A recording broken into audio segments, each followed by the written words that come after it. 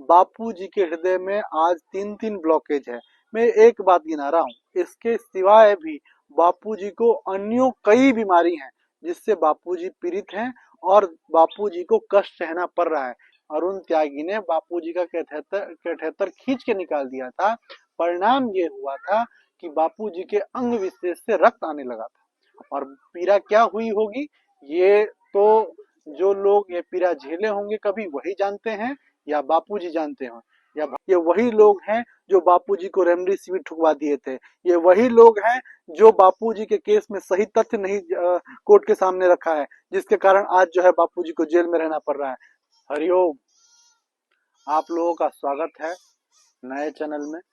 और ये चैनल हमने आपको पहले बता दिया है, ये चैनल बनाने का उद्देश्य हमारा क्या है। हम ये चाहते हैं कि हम अपनी बात, जो हम लोगों का आवाज है, हम साधकों का आवाज है, वो हम जो है देश दुनिया में पहुंचाएं। इसलिए हमने एक नया चैनल बनाया है, तो आप लोग इसको सब्सक्राइब तो कर ही लीजिएगा। लेकिन ये बड़ा मुद्दा नहीं है सब्सक्राइब करिए या नहीं करिए, वीडियो देखिए और समझिए, और जो सत्य है वो साधकों तक पहुंचाइए, वो आम जनता तक पहुंचाइए, क्योंकि सत्य जो है बहुत भयावह है। आज बापूजी आरोग्यम धाम अस्पताल में इलाज ले रहे हैं और हमें खबर मिली है कि 2 दिन पहले उनको सलाइन चढ़ाया जा रहा था। देखिए, इतनी बड़ी बात है कि बापूजी को पानी चढ़ाया जा रहा था, लेकिन यह बात जो लोग केयर टेकर हैं वो हम साधकों से छुपाया। ये भी नहीं कहा कि तुम लोग जप ध्यान करो कि बापूजी का स्वास्थ्य उत्तम हो, ये भी नहीं बताया। ये भी नहीं बताया कि बापूजी अभी बीमार हैं और बापूजी को ये उपचार दिया जा रहा है। और ऐसे में शंका बहुत बढ़ जाता है कि ये लोग क्या कर रहे होंगे, क्योंकि आप लोगों को अगर याद हो तो मैंने उस समय भी बोला था, जब बापूजी को प्रोस्टेट का समस्या हो गया था तो इन्हीं डॉक्टर अरुण त्यागी ने बापूजी का कैथेटर खींच के निकाल दिया था। परिणाम ये हुआ था कि बापूजी के अंग विशेष से रक्त आने लगा था और पीड़ा क्या हुई होगी ये तो जो लोग ये पीड़ा झेले होंगे कभी वही जानते हैं, या बापूजी जानते हो, या भगवान जानते हैं। तो ये पीड़ा जो है बापूजी को दिया जा रहा है और ऐसे कष्टमय जो हॉस्पिटल है उस हॉस्पिटल में बापूजी इलाज ले रहे हैं, तो क्या इलाज हो रहा होगा ये तो राम जाने। लेकिन जो पुराना रिकॉर्ड है अरुण त्यागी जी का वो ठीक नहीं है। हम इसलिए कहना चाहेंगे कि बापूजी जब से जेल में गए हैं तब से अरुण त्यागी का ही बापूजी का स्वास्थ्य का देखभाल करने के लिए जेल में जाना होता था। उनके देखरेख में ही इलाज चल रहा था, लेकिन उनके दवाइयों से या जो भोजन में गड़बड़ी हुई होगी उनसे और जेल के वातावरण के कारण बापूजी के हृदय में आज तीन तीन ब्लॉकेज है।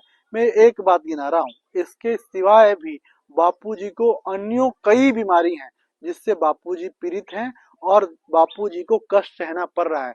लेकिन जिन लोगों की ये जिम्मेदारी बनती है कि बापूजी को बढ़िया बेहतर उपचार मिले, बापूजी को बेहतर व्यवस्था में रहने को मिले, वो लोग कहीं ना कहीं नाकाम है, नाकामयाब कह लीजिए, या ये कह लीजिए कि गद्दारी है।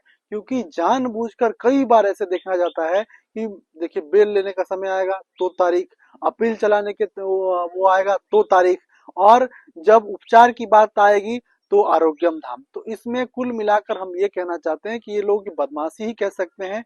बापूजी को एक मारने का षड्यंत्र भी हो सकता है बिना उपचार का, बिना व्यवस्था का, क्योंकि जिस तरीके की बापूजी का उम्र है और जिस तरीके का बापूजी का स्वास्थ्य है उसमें बेहतर सुविधा होनी चाहिए, कई सेवादार साथ में होने चाहिए, और क्या दवाई दी जा रही है इसकी सभी साधकों को जानकारी होनी चाहिए, उसकी पारदर्शिता होनी चाहिए। क्योंकि जिन लोगों ने भी बापूजी का अभी उपचार करवाने की जिम्मेदारी लिया है, जो लोग भी अभी उपचार करवा रहे हैं, ये वही लोग हैं जो बापूजी को रेमडेसिविर ठुकवा दिए थे। ये वही लोग हैं जो बापूजी के केस में सही तथ्य नहीं कोर्ट के सामने रखा है, जिसके कारण आज जो है बापूजी को जेल में रहना पड़ रहा है। तो मैं ये मानता हूँ कि आप सभी लोगों को जागरूक होना पड़ेगा और पूछना पड़ेगा कि बापूजी का स्वास्थ्य क्या है, क्या इलाज चल रहा है, क्या दवाई दी जा रही है। और कोर्ट में आज कोर्ट गए थे ये लोग बेल के लिए, रेगुलर बेल फाइल किए हैं जोधपुर में। अहमदाबाद कोर्ट में ये हुआ है कि वो कहे कि भाई पहले जोधपुर से बेल ले आओ तब हम बेल दे देंगे, या हम उसके आधार पर अपना डिसीजन देंगे। तो इस तरीके से उलझाया हुआ है ये लोग फुटबॉल की तरह खेल रहे हैं, कभी उस कोर्ट चले जाएंगे, कभी उस कोर्ट चले जाएंगे। जो बातें होनी चाहिए, जो तथ्यात्मक बातें रखनी चाहिए, होनी चाहिए, वो नहीं हो पाता है, क्योंकि कोर्ट में क्रिमिनल केस में सिविल वकील खड़ा कर देते हैं, सिविल जहाँ केस होगा वहां क्रिमिनल वकील खड़ा कर देते हैं, क्योंकि इनका मकसद ही नहीं है बापूजी को बरी करवाना, बापूजी बापूजी को रिहा करवाना, और बापूजी को हम भक्तों के बीच में लाना। और अगर बापूजी आए भी थे तो इसमें के दौरान क्या क्या हुआ है किसी से छुपा नहीं है। उपचार नहीं हुआ, बाकी सब कुछ हुआ।